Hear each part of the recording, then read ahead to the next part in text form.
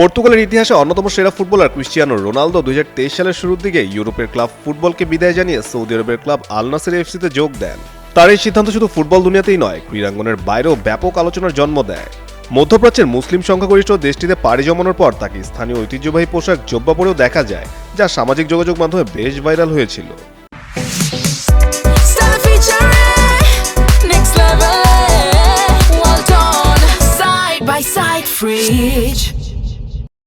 রোনালদোকে নিয়ে সম্প্রতি একটি চমকপ্রদ তথ্য সামনে এনেছেন আল নাসেরের সাবেক ফুটবলার শায়ে শারহালি।